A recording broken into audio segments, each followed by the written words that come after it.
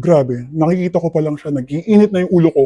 Ang sarap mag-rant eh, no? Lalo na pag yung kausap mo gumagatong pa. Nakakainis kasi. Nakakainis nga yun. Tapos, diba? Pero pagkatapos yung mag-usap, kapag ikaw na lang mag-isa, pag binalikan mo lahat ng sinabi mo, do you feel good about it?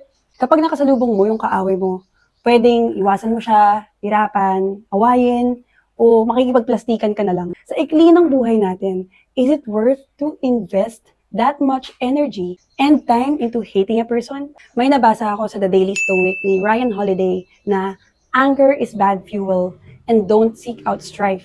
Anger, grudges, and hatred can be an abundant source of energy that could compel us to achieve something. Alam mo yun sa mga telenovela na may taong galit na galit, kaya nagpursige siya, yumaman siya, tapos nakaganti siya sa mga kumawawa sa kanya. But there are things that these stories don't show you. Ngayong nakaganti na sila, saan na sila kukuha ng energy at inspiration to achieve things in life?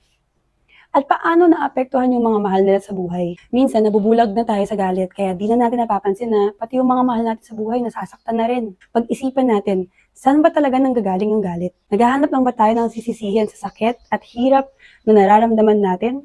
Takot ba tayong masaktan uli, kaya inuunahan na natin ang galit?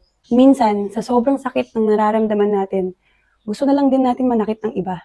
Nanggaling na ako dyan. In the end, I realized that my real enemy is myself. Because as long as I keep on feeding the anger towards someone, a situation, or even myself, I'm taking joy out of my life. Obvious naman kung ano yung kailangan ko gawin. Forgive the people who hurt me, and ultimately forgiving myself. When we start letting go of emotions that doesn't serve us, only then will we start the healing process. Hope this brings peace and clarity for your headspace. Follow for more tips and tools for your thoughts, style, home, work, and life. FYI lang,